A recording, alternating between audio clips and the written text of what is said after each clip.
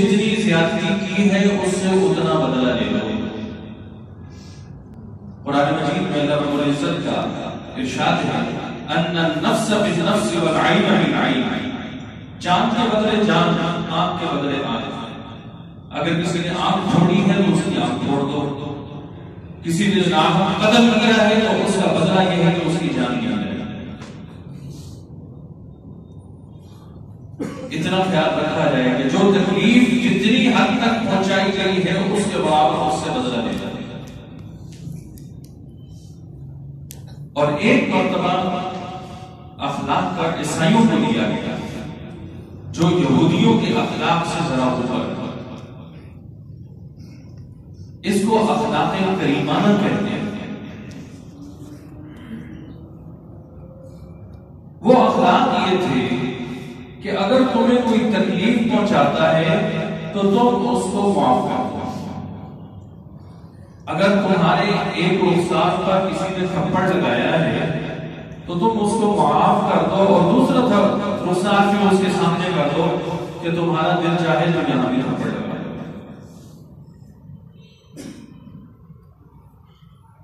وہ اس اخلاق کو اخلاق کا بڑا مرتبہ سمجھتے ہیں۔ اور ایک تیسرا درجہ اخلاق کا جو مومنین مسلمانوں کو عطا کیا گیا وہ ہے اخلاق عظیمہ۔ قرآن مجید میں اللہ رب العزت نے ارشاد فرمایا انک لعلی خلق عظیم، اور آپ تو اخلاق کے بلند مرتبے پر فائز کیے گئے۔ اور یہ اخلاق کیا ہے؟ اخلاق عظیمہ کیا چیز ہے؟ فرمایا فاعف عنہم، جب تمہیں کوئی تکلیف پہنچائے، جب تمہارے ساتھ کوئی زیادتی کرے تو فاعف عنہم، اسے معاف کرو۔ اللہ کی رضا کے لیے، اللہ کی خوشنودی کے لیے اس کو معاف کرو۔ صرف یہی تک بس نہیں، آگے فرمایا واستغفر لہم، اللہ کے حضور اس کے لیے استغفار کرو۔ اس سے جو غلطی ہو گئی، اس نے جو گناہ کر دیا، اس نے جو تمہیں تکلیف پہنچائی، اس کے لیے اللہ کے دربار میں اس کے لیے استغفار کرو، معافی طلب کرو کہ پروردگار اس سے غلطی ہو گئی، اس نے تکلیف پہنچا دی، اس سے معاف کرو۔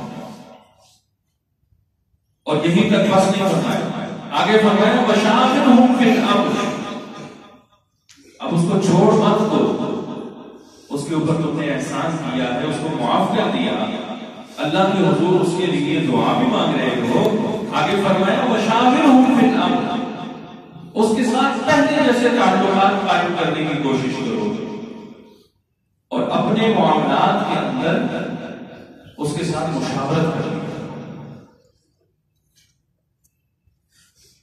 یہ اخلاق عظیمہ مومنین کو، مسلمانوں کو اللہ رب العزت نے عطا فرمایا۔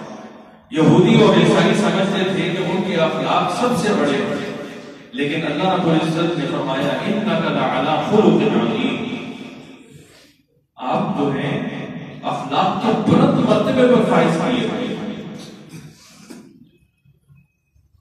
اور ارشاد فرمایا والکاظمین الغیظ والعافین عن الناس واللہ یحب المحسنین، یہ مومنین مسلمان کون لوگ ہیں؟ غصے کو پی جانے والے اور لوگوں کو معاف کرنے والے ہیں، اور اللہ رب العزت احسان کرنے والوں کو پسند کرتے ہیں۔ جب کسی پر غصہ آتا ہے تو اس وقت اپنے آپ کو کنٹرول میں رکھتے ہیں، آپ سے باہر نہیں ہو جاتے۔ والکاظمین الغیظ والعافین عن الناس، جب کسی کو غلطی کرتا ہوا دیکھتے ہیں تو کسی زیادتی کو، اس کی غلطی کو معاف کر دیتے ہیں۔ اور اللہ فرماتے ہیں اللہ یحب المحسنین، اللہ رب العزت احسان کرنے والوں کو پسند کرتے ہیں، محبت کرتے ہیں۔ اور فرمایا ولا تستوی الحسنۃ ولا السیئۃ ادفع بالتی ہی احسن، ہمیں یہ بتایا گیا، ہمیں یہ سبق دیا گیا کہ تم برائی کو اچھائی کے ساتھ دھکیل دو، جہاں برائی ہوتے دیکھو اس کے ساتھ اچھائی کے ساتھ پیش آؤ، اور اس برائی کو دھکیل دو، ختم کر دو، تو نتیجہ کیا نکلے گا؟ فَإِذَا الَّذِي بَيْنَكَ وَبَيْنَهُ عَدَاوَةٌ كَأَنَّهُ وَلِيٌّ حَمِيمٌ، وہ شخص جو تمہارا جانی دشمن ہے، اگر تم نے ان اخلاق پر عمل کیا تو پھر وہ تمہارا جگری یار بن جائے گا، وہ دشمنی تمہاری دوستی کے اندر تبدیل ہو جائے گی۔ جس اخلاق کو نبی کریم صلی اللہ علیہ وسلم نے ہمیں عطا فرمایا، ان اخلاق پر عمل کرنے سے معاشرے کے اندر یہ فائدہ ہوگا کہ دشمنیاں ایک دوسرے سے، عداوتیں ختم ہو جائیں گی، محبتیں پیدا ہو جائیں گی، ایک دوسرے کے قریب آنے کا ذریعہ بن جائے گا۔ اللہ تعالیٰ نے یہ ارشاد فرمایا وَأَمَّا مَا يَنفَعُ النَّاسَ فَيَمْكُثُ فِي الْأَرْضِ، کہ جو لوگوں کو نفع پہنچاتا ہے، لوگوں کو فائدہ پہنچاتا ہے، اللہ رب العزت اس کے اپنے قدم کو زمین کے اوپر جما دیتے ہیں۔ جو دوسروں کے لیے فائدے کا ذریعہ بنتا ہے، جو دوسروں کے نفع کا ذریعہ بنتا ہے، اللہ رب العزت کی طرف سے اس کو انعام میں ملتا ہے کہ پھر وہ لوگوں کے دلوں کے اندر گھر کر جاتا ہے، لوگ دل سے اس کے ساتھ محبت کرتے ہیں۔ ہمیں چاہیے کہ ہم اللہ کے بندوں کے ساتھ محبت کریں۔ ایک روایت میں آتا ہے الخلق عیال اللہ، یہ جو مخلوق ہے نا یہ اللہ رب العزت کی عیال ہے۔ عیال سمجھتے ہیں؟ ہم بھی سمجھتے ہیں عیال دار ہیں، خاندان والے ہیں۔ الخلق عیال اللہ، یہ جتنی مخلوق ہے یہ اللہ تعالیٰ کا عیال ہے۔ اس کے ساتھ جو محبت کرے گا، اللہ کی مخلوق کے ساتھ جو محبت کرے گا، اللہ رب العزت اس کے ساتھ محبت کرے گا۔ آپ دیکھتے ہیں اپنے ارد گرد دیکھیں تو ہمارے جو جاننے والے ہیں، ہمارے جو تعلق والے ہیں، جب ان کے ساتھ کوئی اچھے طریقے سے بات کر رہا ہوتا ہے، ان کے ساتھ کوئی اچھے اخلاق سے پیش آ رہا ہوتا ہے، تو نہ چاہتے ہوئے بھی انسان کے اپنے دل کے اندر اس شخص کی محبت پیدا ہو جاتی ہے۔ تو اللہ رب العزت بھی اس انسان کے ساتھ محبت کرتے ہیں جو اللہ کی عیال کے ساتھ، جو اللہ کی مخلوق کے ساتھ محبت کرتے ہیں۔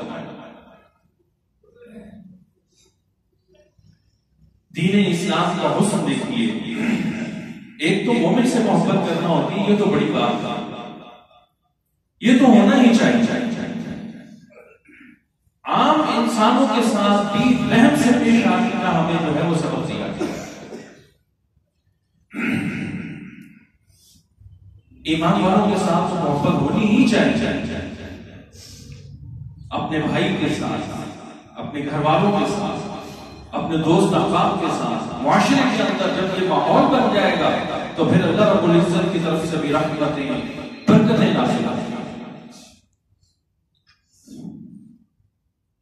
قرآن مجید میں اللہ رب العزت نے ارشاد فرمایا انما المؤمنون اخوہ، یہ مومن جو ہیں یہ آپس میں بھائی ہیں، اور بھائی کی ضرورت دنیا میں بھی پیش آتی ہے اور آخرت میں بھی پیش آئی ہے۔ اس کی مثال قرآن مجید سے سنیے کہ جس وقت حضرت موسیٰ علیہ السلام کو اللہ تعالیٰ نے نبوت عطا فرمائی تو اللہ تعالیٰ نے ارشاد فرمایا میرے پیارے موسیٰ آپ فرعون کے پاس جائیے، وہ بڑا سرکش ہوا پھرتا ہے، اس کو دین کی دعوت دیجیے۔ تو جس وقت موسیٰ علیہ السلام فرعون کے پاس جانے لگے تو دیکھا کہ وہ تو اپنی اس کی ایک گورنمنٹ ہے، اور اس گورنمنٹ کے مقابلے کے لیے اور اس کو دعوت دینے کے لیے کوئی مددگار ہونا چاہیے۔ قرآن مجید نے اس کی عکاسی کی رب اشرح لی صدری ویسر لی امری واحلل عقدۃ من لسانی یفقهوا قولی واجعل لی وزیرا من اہلی ہارون اخی۔ یہاں پر جو مددگار اللہ رب العزت سے مانگا، ہارون اپنے بھائی کو مانگا، اور جس وقت یہ تو دنیا کا معاملہ ہے نا، دنیا کے اندر بھی بھائی کام آتا ہے، جس جگہ پہ بھائی کام آ سکتا ہے وہاں پہ کوئی اور کام نہیں آ سکتا، اور آخرت کے اندر بھی یہی معاملہ ہوگا۔ جس وقت وہ وحشتناک منظر سامنے ہوگا قیامت کے دن اور انسان پریشان ہوگا، اس وقت یوم یفر المرء من اخیہ، وہ اپنے بھائی کی طرف بھاگے گا۔ نیکیوں کی ضرورت پڑے گی تو بھائی کی طرف بھاگے گا کہ شاید کوئی نیکی دے جائے۔ اور آج معاشرے کے اندر ہماری عادت عجیب بنی ہوئی ہے کہ جس وقت ہم کسی رشتے پر چھری چلاتے ہیں تو سب سے پہلے بھائی کے رشتے پر چھری چلاتے ہیں. ہمارے معاشرے کے اندر ہماری یہ حالت بنی ہوئی ہے کہ مسلمانوں کے معاشرے کے اندر، مسلمانوں کے گھروں کے اندر یہ حالات ہیں کہ جس وقت کسی رشتے پر چھری چلاتے ہیں تو بھائی کے رشتے کو پہلے پہلے چھوٹی چھوٹی سی بات، معمولی سی باتوں پر رشتے ختم کر کے بیٹھ جاتے ہیں. ایک حدیث میں آپ حضرات کو سناتا ہوں. اس حدیث کو اگر ہم سن لیں، سمجھ لیں اور اس کو اپنے پلے باندھ لیں تو معاشرہ سدھر جائے. نبی کریم صلی اللہ علیہ وسلم نے ارشاد فرمایا والذی نفسی بیدہ لا یؤمن عبدا حتی یحب لأخیہ ما یحب لنفسہ. قسم ہے اس ذات کی جس کے قبضہ قدرت میں میری جان ہے. کون کہہ رہے ہیں؟ اللہ کے پیارے حبیب کہہ رہے ہیں قسم ہے اس ذات کی جس کے قبضے میں میری جان ہے کہ تم میں سے اس وقت تک کوئی مومن نہیں ہو سکتا جب تک کہ وہ چیز جو اپنے لیے پسند کرتا ہے وہ اپنے مومن بھائی کے لیے. اب اس حدیث کو سامنے رکھیں اور پھر اپنے معاشرے میں ہم ذرا غور کر کے دیکھیں کہ آج ہو کیا. ہمیں تو یہ سبق دیا گیا کہ جو اپنے لیے پسند کر رہے ہو وہ اپنے بھائی کے لیے بھی پسند کرو اور ملنی چاہیے، اور کسی کے پاس ہے تو کوشش ہے کہ اس سے بھی چھین لی جائے. اس سے معاشرے کے اندر خرابی پیدا ہوتی ہے. اور جو ہمیں طریقہ بتایا گیا، جو ہمیں نبی صلی اللہ علیہ وسلم نے اخلاق بتائے، اس کے اندر ہمیں یہ بتایا کہ جو چیز اپنے لیے پسند کر رہے ہو وہ اپنے بھائی کے لیے بھی پسند کرو. دین اسلام نے ہمیں صلہ رحمی کا درس دیا اور ہمیں یہ اللہ تعالیٰ کے محبوب صلی اللہ علیہ وسلم نے فرمایا ہے صل من قطع، جو تم سے توڑے تم اس کے ساتھ جوڑو، جو تمہارے ساتھ ہر کے تعلق کرے تم اس کے ساتھ تعلق کو جوڑنے کی کوشش کرو. واعف عمن ظلمک، جو تمہارے اوپر ظلم کرے، جو تمہارے ساتھ زیادتی کرے تم اس کو معاف کرو. اور فرمایا واحسن من عصا الیک، جو تمہارے ساتھ برا سلوک کرے تم اس کے ساتھ اچھا سلوک کرو. یہ ہے تعلیمات نبی کریم صلی اللہ علیہ وسلم جو اس معاشرے کو، ہمارے اخلاق کو درست کرنے کے لیے اور معاشرے کو ایک دوسرے کے ساتھ تعلق پیدا کرنے کے لیے ہمیں نبی صلی اللہ علیہ وسلم نے ارشاد فرمایا. کم نصیبی ہماری یہ ہے، ہم دیکھتے ہیں کہ بھائی بھائی سے نہیں بولتا، بہن بہن سے ناراض بیٹھی ہوئی ہے، بچے ماں باپ سے خفا بیٹھے ہوئے ہیں.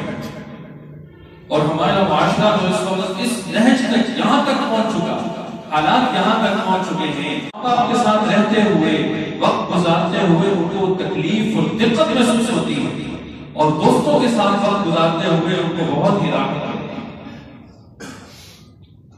یہ آج کے نوجوان کی حالت ہے. جس نوجوان سے پوچھیں ماں باپ کے ساتھ تعلقات کیسے ہیں، وہ جی بس ہر وقت پابندیاں ہی لگائے رکھتے ہیں. ماں کہتی ہے رات کو 10 بجے سے پہلے گھر کے اندر موجود ہونا، رات کو 10 بجے کے بعد گھر سے باہر نہیں نکلنے دیتی. اور باپ ہمیشہ پیچھے پڑا رہتا ہے، کہتا ہے کہ فجر کی نماز پڑھنی ہے، جماعت کے ساتھ پڑھنی ہے. جب دیکھو پابندیاں لگاتے رہتے ہیں. جس وقت یہ نوجوان اپنے دوستوں کے ساتھ ملتا ہے، دوست اس کو آزادی مہیا کرتے ہیں، کوئی پابندی نہیں ہے کسی قسم کی. اس کی مثال یوں سمجھیے کہ ماں باپ کے ساتھ جب تک تعلق رہے گا کامیاب رہیں گے، اپنے بڑوں کے ساتھ جب تک جڑ کر رہیں گے تب تک کامیاب رہیں گے. انسان کا جسم ہے نا، اس جسم کے ساتھ بازو لگے ہوئے. اب کوئی بازو یہ کہے کہ جی میں تو پابند ہوں جسم کا، اپنی مرضی سے میں کچھ کر ہی نہیں سکتا، مجھے تو جسم سے الگ کر دیا جائے تاکہ میں اپنی مرضی کے ساتھ جدھر مرضی پھرتا ہوں. تو اگر اس بازو کو اس جسم سے الگ کیا جائے گا تو اس بازو کو کتے نوچیں گے، اس کے اندر کیڑے پڑ جائیں گے. اس لیے کہ اس کی زندگی، اس کی حیات، اس کی کامیابی جسم کے ساتھ جڑ کر رہے ہیں. اور اسی چیز کو ہم اپنے معاشرے کے اندر دیکھیں کہ ہماری کامیابی ہم ایک دوسرے کے ساتھ مل کر جو معاشرے کو لے کر چلے، اور جو اخلاق ہمیں نبی کریم صلی اللہ علیہ وسلم نے ارشاد فرمائے ہیں ہم ان اخلاق کے اوپر آ جائیں، اللہ تعالیٰ ہمیں دنیا کے اندر بھی کامیاب کر دیں گے، اور اس حسن اخلاق کی بدولت اللہ رب العزت قیامت میں بھی بلند درجے عطا فرمائیں گے۔ اللہ رب العزت ہم سب کو عمل کی توفیق عطا فرما دے۔ وآخر دعوانا الحمدللہ۔